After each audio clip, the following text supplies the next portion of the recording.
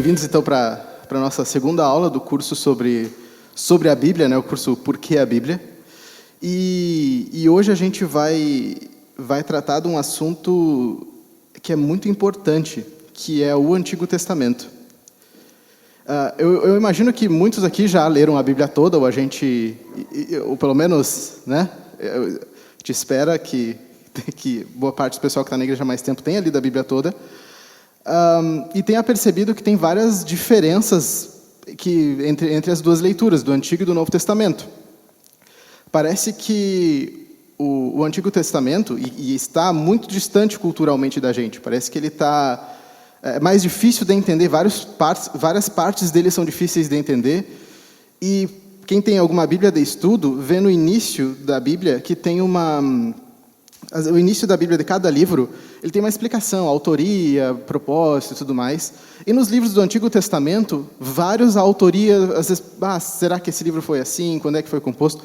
É bem mais complicado quando a gente tenta pesquisar contexto e coisas assim dos livros do Antigo Testamento. E dentro do próprio Antigo Testamento, a gente nota textos que são muito diferentes entre si.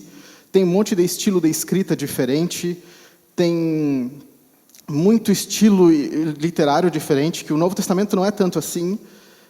Até mesmo livros que eram para ser parecidos, por exemplo, Reis e Crônicas. Reis mostra a história, escreve a história de uma perspectiva antes do exílio e tudo mais, e enquanto Crônicas tem uma outra perspectiva depois do exílio, com uma expectativa messiânica. Às vezes contam as mesmas histórias, mas o texto é escrito de uma forma bem diferente. Os profetas, eles variam bastante entre si também. Então, assim, o nosso objetivo com a aula de hoje, ele é apresentar um pouco da estrutura do Antigo Testamento e o processo que ele chegou até a gente. E, no final, eu vou, até sempre como faço, indicar 2 livros para se aprofundarem mais no assunto, porque é sempre bem limitado o tempo aqui. Se alguém tiver alguma dúvida, anota, pode perguntar no final, pode me procurar durante a semana também.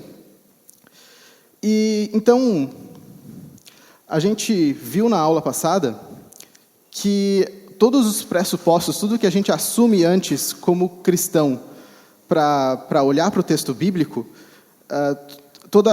que tem uma diferença de abordagem, né? Não é só eu chegar e vou dissecar o texto bíblico para saber, ou o processo que a Bíblia chegou até nós, vou dissecar ele, de que um crente e um descrente vão abordar o texto de forma diferente. Então, isso vale também vale especificamente para o Antigo Testamento, vale para os dois, mas no Antigo Testamento a gente tem um reconhecimento maior da comunidade, a gente tem um período de escrita maior, então toda essa forma com que a gente aborda o texto, ela implica como a gente vai entender no final. A forma que eu chego, se eu já sou descrente, mesmo vendo todos os manuscritos, tudo que eu vou mostrar aqui, não é suficiente esse tipo de coisa para convencer. Então, a aula de hoje é também nessa perspectiva, para a gente não achar que tudo que eu estou falando aqui é só um monte de prova para a gente sair discutindo com as pessoas. E, ao mesmo tempo, também, eu não consigo entender o contexto e tudo mais sobre o Antigo Testamento sem aprender e entender o propósito de cada livro e tudo mais, sem observar os próprios conteúdos e teologia, por que cada coisa foi escrita em cada momento. E, para isso, se eu já estou assumindo a descrença, eu assumi que Deus não pode falar com a gente, então é difícil até entender como tudo se formou. Bom, o nome Antigo Testamento já é uma nomenclatura cristã, que a gente dá aos escritos judaicos, a Bíblia judaica. A Bíblia judaica é a Taná. E ela significa, para nós, o registro do que Deus fez na antiga aliança. E registro do que sempre apontou para uma nova aliança em Jesus. E o Antigo Testamento, ele revela como que Deus preparou o caminho para a nova aliança. Tudo o que aconteceu no Antigo Testamento era, como dizem em Hebreus, era uma sombra. Era como uma seta que aponta para a nova aliança em Jesus. Para os judeus, a Bíblia hebraica, que eu disse ali era chamada de Taná, ela é dividida em 3 partes. Tem a lei, a Torá, que seria basicamente instrução, ou ela representa o Pentateuco, e o Pentateuco são os 5 primeiros livros que a gente tem na nossa Bíblia, né? Gênesis, Êxodo, Levíticos, Números e Deuteronômio. E eles representam basicamente os termos da aliança de Deus com o povo, é quase que o contrato da aliança de Deus com o povo, sabe? A gente tem essa ideia de Deus fazendo aliança com o povo no Pentateuco muito frequente, e o próprio Deuteronômio, que seria tipo segunda lei, ele vai faz um resumo de tudo o que aconteceu de novo. Então, esse é a Torá, digamos, é o sinal da aliança que o povo tinha, era o contrato da aliança que o povo tinha com Deus. O segundo são os profetas, os Nevim, e que eles incluem o livro de Josué, Reis, Isaías, Jeremias, Ezequiel e todos os profetas menores. Então dá para ver que essa divisão já é diferente, sabe? Tipo, eles dividem os profetas, colocam Josué junto. É um pouco diferente do que a gente está acostumado. E eles dividem também os escritos, que aí entra Ruth, Lamentações, Esther, Esdras, Daniel, Neemias e Crônicas. Essa divisão ela é um pouco diferente do que a gente está acostumado. Nós protestantes e mesmo a Bíblia católica e tudo mais, ela vai dividir assim, que é uma divisão mais conhecida, e é na ordem que a gente tem na Bíblia, que é o Pentateuco, os 5 primeiros livros, depois os históricos, que começam em Josué, até Esther, passando Crônicas, Reis, e depois os de sabedoria, que a gente chama os livros sapienciais, que é Jó, Cântico dos Cânticos, Salmos, e os proféticos, que abarca todos os profetas, digamos, maiores e menores, e a gente coloca todos eles como profético. Uma outra coisa que é diferente é que até a contagem dos livros para a Bíblia hebraica e a Bíblia protestante ela é diferente. Eles têm o mesmo conteúdo, mas eles, por exemplo, contam 22 livros. Só que esses 22 é porque eles juntam 1ª e 2ª Crônicas num livro só, 1ª e 2ª Samuel também, eles juntam Neemias e Esdras junto. Então, isso é importante da gente notar a contagem, porque se a gente está lendo sobre a formação da Bíblia, várias vezes os judeus falam que a Bíblia tem 22 livros, a Bíblia deles 22 livros. 22 é a mesma quantidade que o nosso, mesmo que quando a gente fala 39. Eles colocam todos os profetas menores, por exemplo, como um livro só. E essa diferença também de ordenação e de contagem, a Bíblia hebraica, e isso vai ser importante daqui a pouco na aula a gente saber, de que a Bíblia hebraica termina em crônicas. Ela não termina, a nossa termina nos profetas, para eles termina em crônicas. Então, toda vez que a gente encontrar no Novo Testamento, em alguma outra literatura dos judeus falando sobre a formação da Bíblia, o que tem nela, e eles querem falar da extensão, assim como a gente fala de Gênesis a Apocalipse, eles falam, às vezes, do Pentateuco, da Torá, até crônicas, até a última história dos reis, que eles veem de uma forma diferente. Essas coisas são importantes de saber, essa introdução assim, porque elas primeiro nos ajudam a entender que essa ordem diferente, quando a gente encontrar em ordens diferentes, não é uma alteração do conteúdo, e mostra que a própria ordem dos livros, ou as divisões de capítulo e versículo que a gente tem, elas não são inspiradas por Deus nem nada. E isso pode variar entre outros registros de Bíblia. Tem Bíblias até que saíram há pouco que a tradução foi feita sem nem ter capítulo e versículo para ajudar a leitura.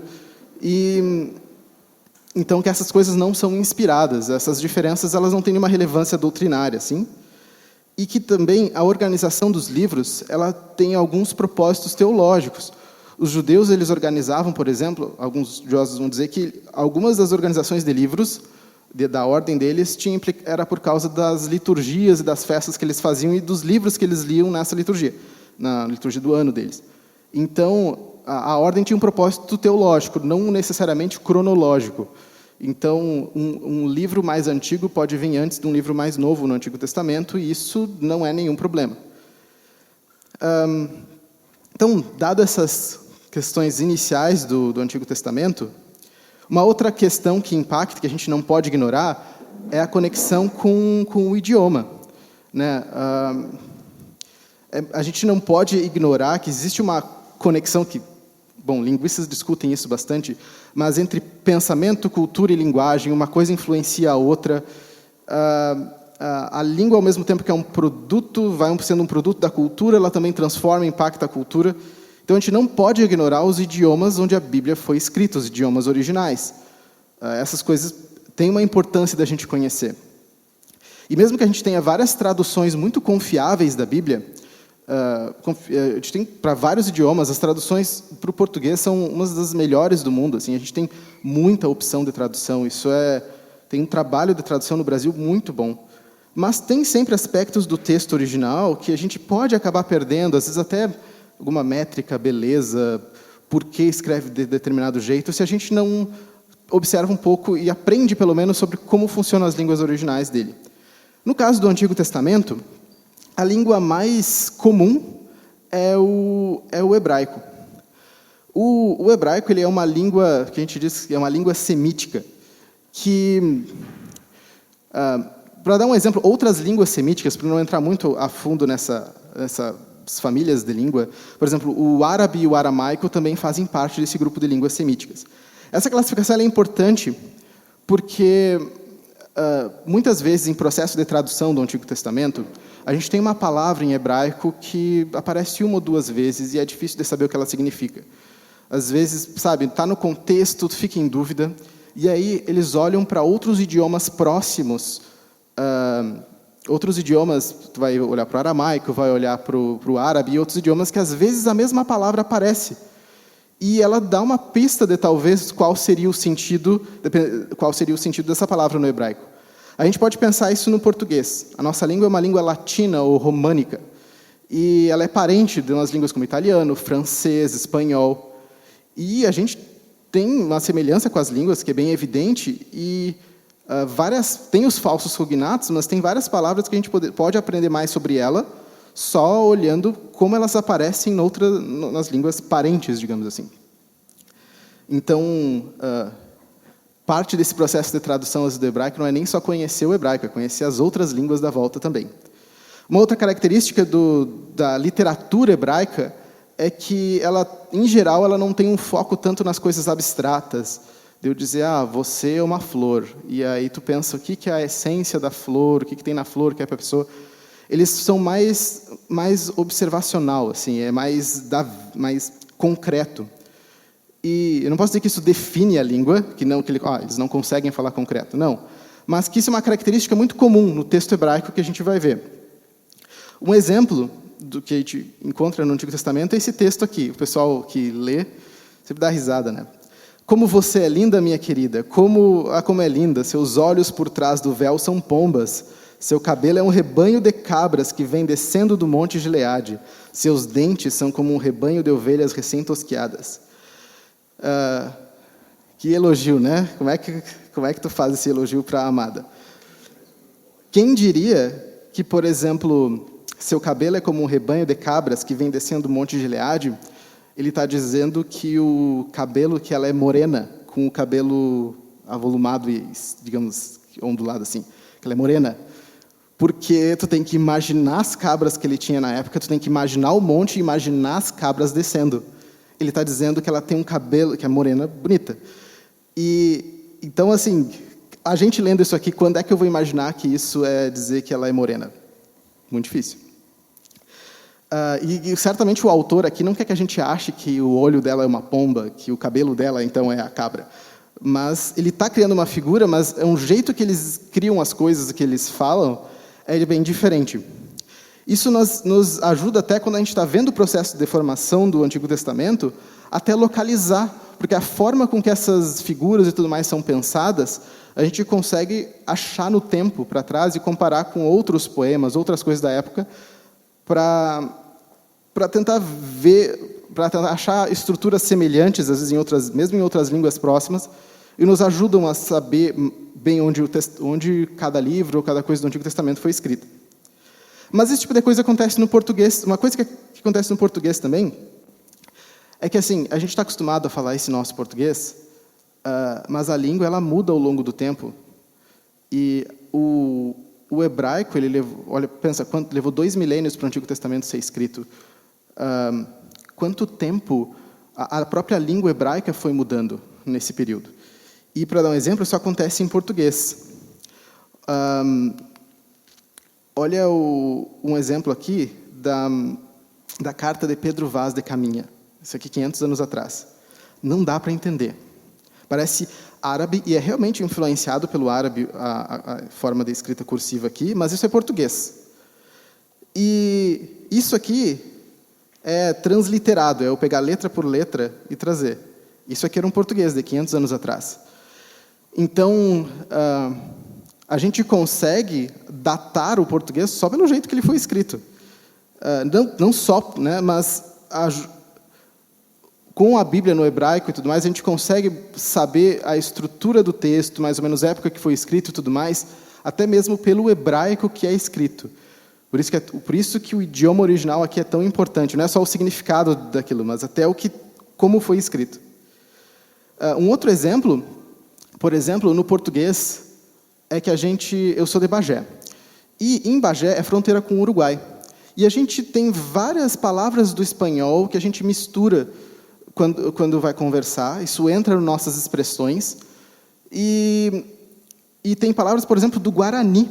A palavra bagual é uma palavra do Guarani. E existe, então, essa influência internacional das coisas. A gente vai ter expressões de uma língua na outra. A gente fala a palavra shopping.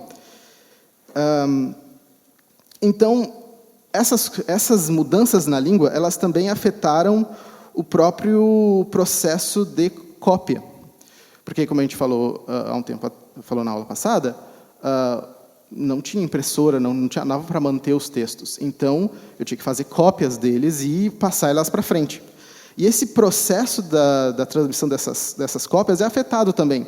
Porque se hoje eu fosse fazer uma cópia, se eu quisesse fazer uma cópia manual para outras pessoas entenderem desse texto aqui, eu ia entrar num dilema. Eu quero preservar o estilo original, ou eu quero escrever de um jeito que as pessoas entendam? Tipo, começa com senhor. Eu vou escrever o senhor, ou eu vou escrever desse jeito?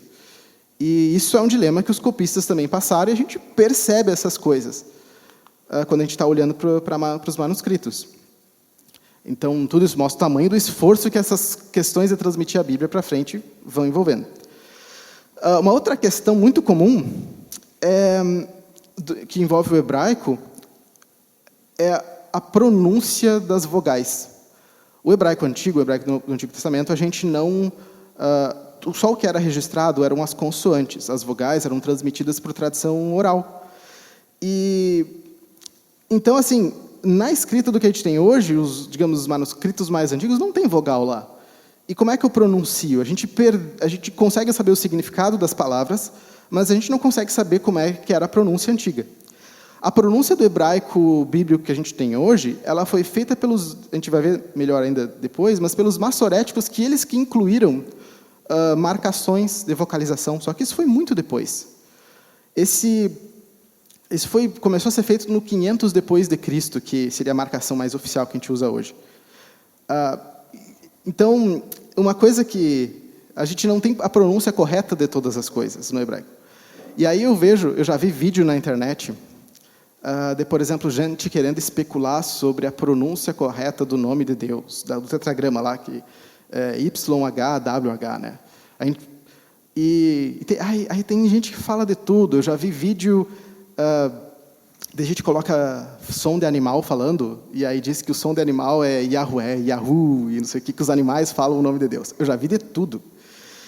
E, na verdade, as pronúncias que a gente tem são, boa parte, especulações, e algumas também, a pronúncia, por exemplo, alguns escribas pegavam a palavra Adonai, que seria uma palavra para Senhor, digamos assim, pegavam as marcações vocálicas dela e colocavam na palavra, no nome de Deus. Então, aí seria a pronúncia mais próxima do Jeová, que a gente fala. Então, ela é só eles colocaram uma palavra na outra para ter um nome, mas não, sem nenhuma evidência de que era aquela pronúncia. Isso é só uma tentativa da gente fazer. Mas, mais uma vez, o ponto vocálico ou a pronúncia do texto em si também não é inspirado. Mas é bom saber dessas coisas para a gente evitar a especulação, de a gente vir dizer o nome certo de Deus é isso ou aquilo. Uma outra língua bastante presente no Antigo Testamento é o aramaico. No texto em si, ela está só em Daniel e alguns pedaços de Esdras. Mas ela tem uma influência maior. porque essa é a língua que os babilônicos falavam. Então, especialmente depois do exílio, os judeus eles falavam o aramaico. As novas gerações falavam aramaico, os filhos dos judeus que voltaram do exílio falavam aramaico, e vários nem conheciam o hebraico. Então, o hebraico se torna a língua religiosa e o aramaico se torna a língua do dia a dia. E uma vai influenciando a outra. A gente encontra trechos no hebraico da Bíblia com pronúncias, com palavras do aramaico, que é como a gente fala do inglês shopping, a gente fala outras línguas. Isso, e às vezes, é útil para a gente datar o texto ou para a gente identificar que um texto antigo, um escriba decidiu trocar por uma palavra mais conhecida. Mas a gente consegue notar essas coisas porque há um contato muito forte dessas duas línguas. E é tanto que, quando chega a época de Jesus, a língua comum do povo era o aramaico. O hebraico ficava muito mesmo para o religioso. E uma terceira língua que não está no Antigo Testamento, mas ela tem uma influência muito grande. Até pode parecer curioso de eu colocar grego aqui no Antigo Testamento. Mas muitos vão lembrar de Alexandre o Grande, que era um imperador, e um dos objetivos dele, da sucessão dele, foi helenizar o mundo, né? Transmitir a cultura grega. Isso gerou a necessidade de que o texto bíblico fosse traduzido para o grego muito cedo. Antes de 300, 400 antes de Cristo, começou a ter demandas de que o texto bíblico fosse traduzido para o grego. E uma das primeiras traduções maiores aqui foi a Septuaginta. A Septuaginta é uma tradução grega, tem toda uma história mística por trás dela, que dificilmente é verdade, mas que essa tradução é muito importante porque os apóstolos do Novo Testamento usaram a Septuaginta muitas vezes, não todas, muitas vezes usaram a tradução para o grego da Septuaginta para fazer a sua citação bíblica. Então, eles vão citar o Antigo Testamento em alguma das cartas deles, eles estão falando em grego, para gregos, para gentios, e eles citam a Bíblia, a Septuaginta, em grego. Então, quer dizer, a gente tem que dar uma atenção para a versão grega do Antigo Testamento. Além disso, até os manuscritos do Mar Morto, as traduções bíblicas que a gente tinha do Antigo Testamento, o que a gente tinha da Septuaginta, tradução para o grego, e tradução para o siríaco e para o aramaico, traduções do Antigo Testamento, eram mais antigas do que os manuscritos mais antigos do hebraico. Os manuscritos mais antigos do hebraico, eles eram do século IX, enquanto a gente tinha coisas do século II, ou antes da Septuaginta e de outras traduções. Então, por muito tempo, quando a gente tinha alguma dificuldade com o hebraico, das versões dos manuscritos hebraicos que a gente tinha, as traduções antigas eram consultadas. A gente consultava como é que eles traduziram isso tanto antes. Porque a tradução, o texto que a gente tinha da tradução era mais antigo do que o próprio hebraico. Isso ainda, na verdade, é feito hoje. Um exemplo, por exemplo, dessa influência da Septuaginta no Antigo Testamento é a palavra eclésia. A gente usa muito para a igreja, né? E às vezes a gente ouve muita especulação nessa palavra. A gente que vai dizer, porque eclésia, por causa do ek, do grego, seria tipo chamados para fora. Mas fazer esse tipo de coisa é a mesma coisa que dizer que butterfly é mosca voadora ou manteiga voadora. A palavra significa assembleia. Só que no Antigo Testamento, eclésia era usada para se referir ao ajuntamento do povo de Israel. Às vezes a gente tem na tradução ajuntamento, né, muito no Antigo Testamento. Aquela palavra na Septuaginta é eclésia. Então, muitas das vezes, essa palavra não é uma teologicamente neutra. É uma palavra que talvez quem está usando no Novo Testamento tenha o uso da Septuaginta em mente. Outra coisa é que essa palavra eclésia também tinha uma função social, ela se referia a uma assembleia do povo, né, de homens livres. Então, quando a gente vai ler essas coisas, a gente precisa considerar isso. E a própria, então, Septuaginta, a tradução grega do Antigo Testamento, ela é importante para a gente entender essas coisas. Isso não estou dizendo que ela é inspirada por Deus, que o inspirado é o texto original. Não estou dizendo que a tradução não pode conter erros, mas que, dentro daquilo que foi possível, ela é uma tradução bastante fiel ao texto e foi, às vezes, a única coisa que os cristãos de alguma região tinham acesso. Bom, é que a gente entra na parte que alguns acham mais divertido, outros podem achar mais chato, mas os manuscritos do Antigo Testamento. A gente viu na aula passada que a gente não tem nenhum acesso aos manuscritos originais. Tudo que a gente tem são cópias. E as cópias mais novas, elas são bem depois dos originais, porque o Pentateuco, por exemplo, aconteceu há muito tempo atrás. É muito difícil manter, não tinha um esforço de preservação do texto como teve, por exemplo, no Novo Testamento, como tem hoje. Os textos antigos, os bem antigos, tinham escritos em argila, ou couro de animais, ou papiro, e são materiais que se deterioram bastante. Eles são demorados de produzir também, é tudo difícil, é caro, então não é surpreendente de esperar que a gente não tenha um manuscrito de, sei lá, 5, 6 mil anos atrás. Só que para a gente conseguir, por exemplo, saber de que data os manuscritos que a gente tem, tu tem que olhar para a tinta, para o tipo de material e até para a forma com que eles colavam um pedaço do material no outro. Isso tudo ajuda a gente a saber de quando são esses manuscritos. Um exemplo bem antigo aqui, de um texto que não é bíblico, é o fragmento do Épico de Gilgamesh. São vários fragmentos, esse é um. Vale procurar sobre a história, ou sobre o que está ali. A arqueologia cristã em geral gosta de procurar, de ver esse texto, porque ele tem um dilúvio. O dilúvio é bem diferente do dilúvio de Noé, mas ele tem um dilúvio com algumas similaridades, é bem curioso de ler a história. Essa pedra tem mais de 4 mil anos de idade. Então, eu dizer que eu não tenho cópias antigas ou originais do Antigo Testamento, eu não estou dizendo que o que eu tenho não é confiável. Eu tenho muito relato bíblico que ele é confirmado por outras fontes históricas que eu consigo saber que aconteceu, por confirmações externas. A gente tem muita evidência arqueológica, não dá para aprofundar tanto na arqueologia aqui, mas a gente tem evidências da existência de Davi, a gente tem evidências do contato de Israel com outros povos que guerrearam com Israel, da existência do faraó, do êxodo, até a compatibilidade linguística, né? O jeito que o texto é escrito parece com o jeito que outros textos eram escritos daquela época. Então, mesmo que eu não tenha os originais lá, a gente consegue ter uma boa confiabilidade já histórica do que é relatado ali. Só que uma coisa importante da gente observar é que essa arqueologia moderna, ela é coisa depois de Napoleão, tipo 300 anos atrás. Então, se eu coloco toda a minha base de confiabilidade no Antigo Testamento em cima da arqueologia, eu estou dizendo que todos os cristãos de mais de 300 anos atrás, eles não tinham base para confiar no que eles tinham ou qualquer coisa assim. Então, eu não posso ficar procurando as evidências externas que confirmem sempre o texto. O próprio texto confirma a si mesmo e eu também confio na comunidade que transmitiu o texto. Mesmo que hoje eu tenha mais evidências, eu não posso achar que eu era superior que agora porque eu tenho informação, mas os outros não criam de verdade.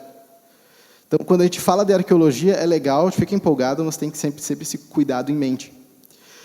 Bom, da parte da arqueologia, o mais legal são os manuscritos do Mar Morto. Foi uma das descobertas arqueológicas mais importantes do século XX. E ele foi encontrado nas cavernas de Pangra. São essas cavernas aqui. E eles são os manuscritos do Antigo Testamento mais antigos que a gente tem preservados. Eles foram encontrados provavelmente em 1947, mas tem alguns registros de alguns serem encontrados antes. E até eles serem encontrados, o que a gente tinha de mais antigo em hebraico era do século IX. Século IX é 800 e pouco depois de Cristo. Então, mais antigo que isso, a gente só tinha os fragmentos dos 10 mandamentos. A própria história da descoberta desses manuscritos, quase por acidente, ela é muito legal de procurar. E a descoberta, ela revelou manuscritos do Antigo Testamento de até 300 anos antes de Cristo. Então, pensa que é uma distância gigantesca entre os mais de 1000 anos, entre o mais antigo que a gente tinha em hebraico para esses aqui. Foi gigantesca a distância. Foram centenas de manuscritos. O mais famoso é um de Isaías, porque é o que está mais inteiro, mas a gente achou vários pedacinhos de manuscrito que tu tem que ficar colando eles. E o texto em si, ele era quase idêntico ao texto massorético que a gente tinha. E quando ele não era idêntico ao massorético, ele tinha similaridades com o texto, por exemplo, de Leningrado, outros textos do Antigo Testamento mais novos. E quando a gente tinha alguma divergência, a gente encontrava que a Septuaginta traduziu, a pessoa que traduziu a Septuaginta tinha acesso a algum manuscrito parecido com o do Mar Morto também. Então, a gente consegue traçar as famílias de manuscrito de uma forma que a gente tem a confiabilidade de mais de 1000 anos de cópia do texto e que o texto se manteve. Isso é uma coisa impressionante nesse processo, porque a gente praticamente não tem coisa parecida em outros documentos históricos. E quando eu digo que não tem diferença, porque se um dia você falar isso para alguém, alguém pode dizer, não, mas foram encontradas 6.000 variantes textuais. Variantes textuais é toda vez que um texto é diferente do outro, qualquer coisa. E isso aí, por exemplo, essas variantes são tipo, o escriba copiou a mesma palavra 2 vezes porque não prestou atenção, ou pulou uma linha, são todas coisas perceptíveis, tudo conta. Então, quando tu tira todos esses erros óbvios, sobra praticamente nada que altera o sentido de algum texto, e do que altera o sentido de algum texto, nenhum altera nenhuma doutrina. Então, essa é uma coisa muito, muito interessante. Até na próxima aula a gente vai ver um pouco mais sobre como essas variações do texto, na verdade, elas nos ajudam muito mais do que atrapalham. Mas aqui o que serve é que, às vezes, a gente vê gente interpretando a Bíblia procurando códigos secretos, procurando um código secreto por trás do texto. E ter esses erros, ter algumas diferenças, às vezes tem um escriba que troca uma palavra por outra para ficar mais claro, mostra que quem copiou não estava procurando um código secreto. A pessoa não acreditava que tinha um código secreto ali. A pessoa queria transmitir o sentido do texto, queria transmitir o texto, mas quer dizer que o povo que recebeu o texto antes não achava código secreto nenhum. E aí os manuscritos do Mar Morto são muito interessantes, mas a gente não pode esquecer dos manuscritos mais famosos, que são os massoréticos, que eles são mais novos, mas eles foram escribas que se esforçaram muito para transmitir o texto. Escribas judeus, e eles desenvolveram um método de cópia onde eles contavam as letras, marcavam qual era a letra central de um livro, e aí eles contavam, e a letra central tinha que ser a mesma. Eles desenvolveram um método gigantesco para conseguir copiar o texto com a maior fidelidade possível. Então, e foi um esforço de mais de 500 anos dos massoretas, que é esse grupo de escribas, com algumas famílias específicas muito dedicadas a transmitir e preservar esse texto, porque se não fosse esse esforço deles copiando, a gente não ia ter nada. Então, dá para ver o quanto Deus usou muita gente na história para isso. Esse aqui é um exemplo do texto massorético. Esse aqui é um exemplo mais novo, não é dos 1100, 1200. Dá para ver que ele é muito mais organizado. E eles que inventaram, que colocaram as marcações vocálicas, que são esses pontinhos que a gente vê no hebraico aqui. A gente vai ver um escrito hebraico cheio desses pontinhos e coisas embaixo. Isso é o que marca a vocalização. Foi eles que adicionaram isso. Bom, na aula passada, a gente viu toda essa parte dos manuscritos hoje, e na aula passada a gente falou um pouco sobre a transmissão do texto, como é que o texto bíblico foi ao longo da história. Isso envolveu a ação de Deus muito clara, como a gente viu aqui nos manuscritos do Mar Morto, e especificamente do Antigo Testamento eu quis separar em 2 momentos de transmissão do texto. Como é que o povo judeu transmitiu esse texto, como é que o povo judeu antes, ou antes de Cristo esse texto foi transmitido, e como é que depois de Cristo esse texto foi transmitido para chegar até nós. Antes de Cristo, a escrita e a transmissão do Antigo Testamento pelo povo judeu, ela é um pouco mais difícil de a gente descobrir exatamente tudo o que acontecia por ser mais antigo. Mas o próprio Antigo Testamento, ele registra uma expectativa de que o texto ia ser copiado. Por exemplo, aqui em Deuteronômio, ele está falando sobre o rei que ia surgir, rei que, quando o povo de Israel quisesse rei, e ele fala que o rei tinha que mandar escrever para si um rolo com uma cópia. Quer dizer, o Antigo Testamento já esperava lá em Deuteronômio que ele fosse ser copiado. Em Neemias 8, que aí é depois do exílio, eles voltaram do exílio, eles reconhecem o Pentateuco, Esdras volta a ler a lei para o povo, eles reconhecem a lei de Moisés como dada por Deus.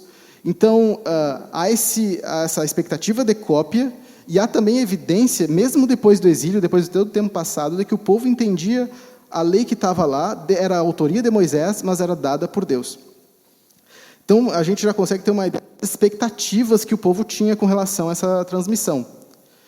E essa transmissão, ela acontece primeiro de forma oral. Pensa que o Antigo Testamento, pensa que tem os patriarcas, tem Adão e Eva, Deus se revela para eles, mas esse texto não chegou, só Moisés foi escrever sobre isso depois. Talvez tenha um ou outro escrito antes, mas a gente não conhece. Muito foi transmitido de uma geração para outra no povo.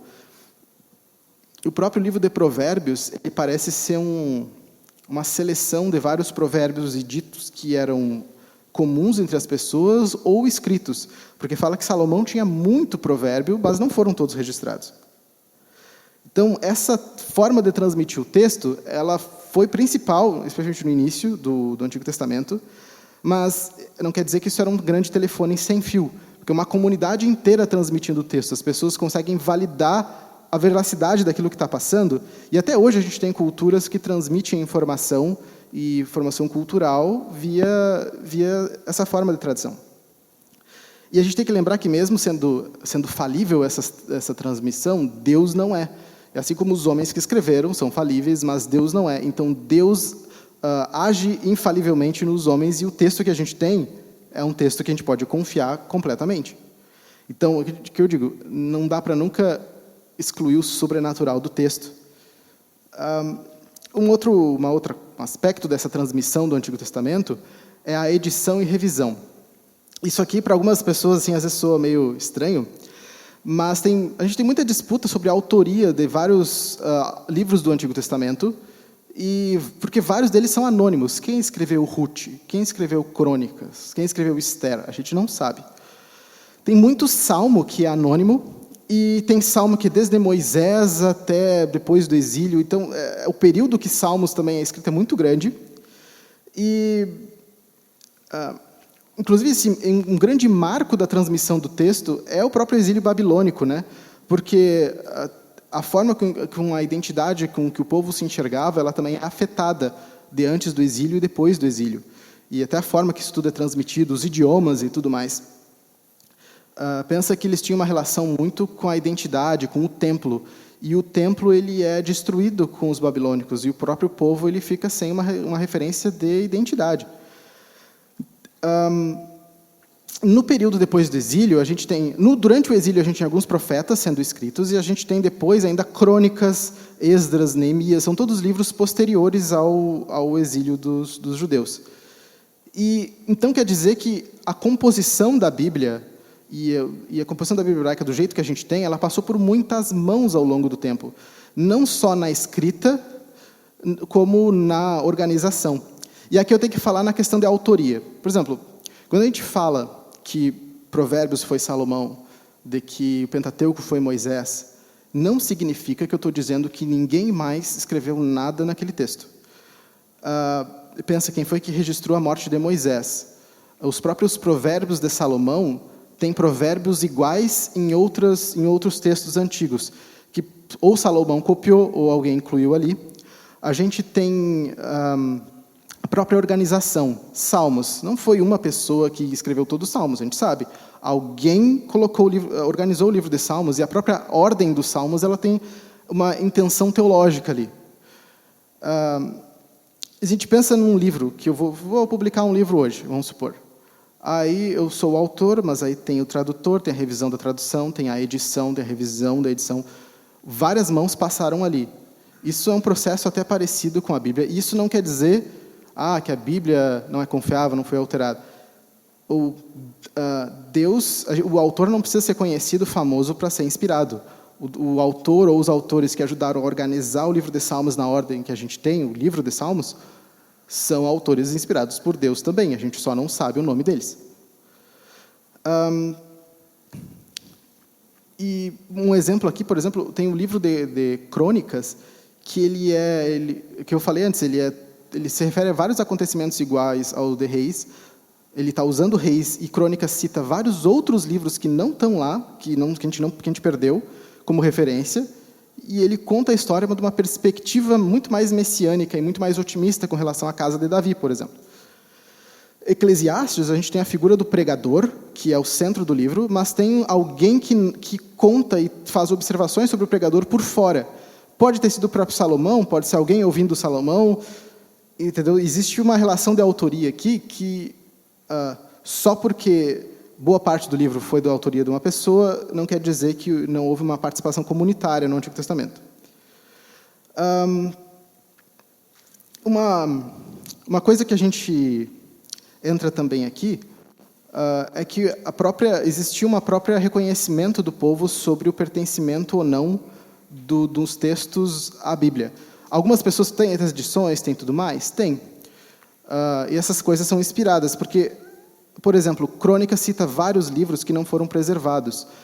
E esses livros, não houve, então, o esforço do povo de Israel de preservar como escritura. Então, havia uma diferenciação entre o que era escritura e o que não era para eles. E o povo tinha bem mais claro isso. Em Macabeus, que é um livro apócrifo que fica nos 400 anos de silêncio, é mencionado que eles estavam num período de silêncio profético. Deus não falava. Mas como é que eles sabiam que Deus não falava? Porque não quer dizer que nada estava sendo escrito, mas eles tinham uma noção do que o próprio povo recebia o que era a palavra de Deus. Esse é um conceito de receber a palavra de Deus que a gente vai trabalhar mais ainda na aula que vem. O terceiro aspecto aqui antes de Cristo é a teologia do texto. Essa transmissão do conteúdo da revelação, ela inclui também propósito. O texto, por exemplo, do Gênesis tem em mente todos os deuses os deuses mesopotâmicos, todos os deuses egípcios. Então, Deus está dizendo que tudo que era os deuses egípcios, na verdade, eles são criaturas de Deus. Tem coisas sendo estabelecidas que os deuses da época eram deuses territorialistas. Então, o Deus que ficava só num lugar, associado a um povo, e os deuses brigavam entre si, e a Bíblia hebraica vai confrontar isso e dizer constantemente que Deus é soberano, Deus criou tudo, o universo inteiro é o templo de Deus. Então, existe um aspecto teológico aqui muito, muito importante e que se torna um distintivo do povo hebreu. E nesse sentido, então, a própria preservação do texto e o que é texto bíblico para os israelitas era parte da identidade deles, era o que separava ele dos outros povos. Então, a preservação e o reconhecimento do que era Deus falando e a preservação desse texto era essencial até para a existência da identidade de Israel. Então, isso é uma coisa que... Por isso que a gente vê claramente a intenção de preservar uns textos e não preservar outros. Bom, e aí a gente entra em depois de Cristo, que essa parte é um pouquinho mais simples, porque a igreja recebe o cânon dos judeus, basicamente, e os judeus já tinham uma ideia muito, muito específica de tamanho do cânon dele. Por exemplo, Jesus, ele diz em Lucas 11:51, que desde o sangue de Abel até o sangue de Zacarias, que foi morto entre o altar e o santuário. O que Jesus está dizendo aqui? Em 2 Crônicas 24 é registrada a morte de Zacarias. E Abel é o primeiro servo de Deus morto. Jesus está falando aqui do primeiro ao último servo de Deus morto registrado no cânon. Jesus está basicamente dizendo o início e o fim da Bíblia hebraica, Gênesis a Crônicas. E Jesus aqui não está considerando nenhum dos apócrifos, nada. Então, aqui sozinho, fora várias outras evidências que a gente tem em Joséfo, que é o historiador judeu depois de Cristo, evidências de que o povo judeu já tinha um Antigo Testamento bem definido. Eles já tinham um escopo, sabe, o cânon, que seria a régua de medir. Eles já tinham os limites da Escritura, o que era e o que não era. Eles já faziam isso. E a igreja cristã ela recebe isso e quase não tem disputa, basicamente, sobre os livros que os judeus recebem. As disputas acontecem, posterior, bem depois ainda, sobre outros livros, como Macabeus, Judite, algumas adições a Daniel. E essas adições, na verdade, a gente tem pais da igreja dizendo que eram para ler, outros dizendo que esses livros eram úteis para a leitura, mas não eram canônicos, não eram inspirados. Tinha uma discussão envolvendo isso, E só foi ser definido esses livros como parte do cânon pela Igreja Católica, a gente vai ver isso na última aula, lá no Concílio de Trento. Então, o recebimento da Igreja desse texto não tem uma grande disputa. E a gente chega na última parte da aula de hoje, que já fazendo o gancho com o que eu venho falando aqui, que é da canonicidade. Eu falei aqui de como os judeus entendiam um limite do cânon e tudo mais, eles entendiam que tinha um início e fim. Só que uma coisa que a gente pode ficar em aberto aqui para os judeus e ficar pensando o que os judeus imaginavam, era assim, para os judeus, o cânon da Escritura, beleza, está delimitado, ele estava em aberto, esperando mais revelações serem feitas, ou ele já estava, para eles, fechado, não tinha mais revelação. E isso importa para nós, porque, por exemplo, não só os católicos, mas outros que adicionam coisas no texto, vão dizer que o texto foi adicionado, que os judeus tinham esse cânon em aberto, e que, então, quando outros livros aparecem para serem adicionados ao cânon, eles adicionam também. Só que assim, a gente tem várias evidências, como o próprio Jesus falando, de que parece estar fechado o cânon. A gente tem Jesus, em outro caso aqui, falando, em Mateus 5,18, que tudo se cumpriria, né? Até o menor traço, tudo se cumpriria da lei. Mas para eu pressupor que tudo, nesse detalhe, se cumpriria da lei, eu tenho que ter uma margem nela, tem que ter um limite, ela tem que ter um escopo. Então Jesus também tinha essa expectativa de um limite da Escritura. Só que essa resposta não é tão simples, porque mesmo que os judeus estivessem com essa ideia de um cânon fechado, a gente tem a tradução da Septuaginta com evidências de antes de Cristo, já com livros onde até os livros apócrifos eram traduzidos, mas eram separados e não eram tratados da mesma forma. Só que, por outro lado, se eu disser que o cânon, num sentido teológico, estava completamente fechado, como é que a gente tem o Novo Testamento? Não podia ter mais revelação. Como é que eu assumo que o Novo Testamento é nova revelação? E a gente vai ver, esse é um assunto muito da aula que vem, mas a gente vai ver que para os judeus, e principalmente para os primeiros cristãos, havia sim o entendimento de que, da antiga aliança, toda a revelação que tinha é isso aqui, fechou, essa aliança fechou. Só que, como agora a gente tem uma nova aliança, a gente tem um novo documento de lei. Existia uma expectativa, que a gente chama de expectativa canônica, de que teria um novo documento de lei. Os apóstolos, por exemplo, sabiam que estavam escrevendo Escritura. E o povo recebia isso, as primeiras igrejas receberam como Escritura. Então, ao mesmo tempo que o cânon estava fechado num sentido, o cânon ainda não estava fechado nesse outro sentido, por uma nova aliança. Isso é bastante importante assim, de discutir. Para quem... o objetivo da aula aqui nunca foi transformar uma apologética contra os católicos, por isso não vou tão a fundo nisso, mas essa explicação ela é muito importante para entender por que os livros pertencem ou não ao cânon, né? E esse sentido do cânon não estar fechado, e do cânon não estar fechado envolvendo o Antigo Testamento, por coisas novas para a Nova Aliança, isso a gente viu, então, que não faz muito sentido. Só que a parte do cânon, o que delimita qual livro que pertence ou não ao cânon? A gente já viu que é reconhecimento do povo, tem tudo mais. Mas hoje, se eu quisesse, a gente provar quais livros pertencem ou não ao Antigo Testamento, livro por livro, qual que pertence. Uma coisa que a gente chega à conclusão disso, depois de ver toda a parte da comunidade, toda como se transmitiu à comunidade durante o tempo, foi que não existe um checklist que eu possa criar que diga os livros da Bíblia fecham esse checklist e os livros que são para tirar não fecham o checklist. Porque o próprio reconhecimento do texto, então, foi comunitário. Não existe um método pragmático, não existe um teste final. O teste final do pertencimento numa coisa à Bíblia é que Deus fala através do texto. Parece meio circular no final das contas, mas na nossa na nossa classe de apologética no ano passado, a gente viu que todo o pensamento no final das contas é circular. E se Deus fala, Deus não tem nenhuma autoridade maior que si mesmo para falar. O que a gente tem são evidências posteriores que mostram, realmente, esse texto pertence à Bíblia.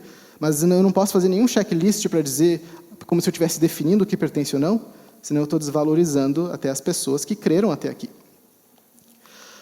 Bom, eu sei que na aula de hoje tem ainda muita coisa que eu pulei e não abordei.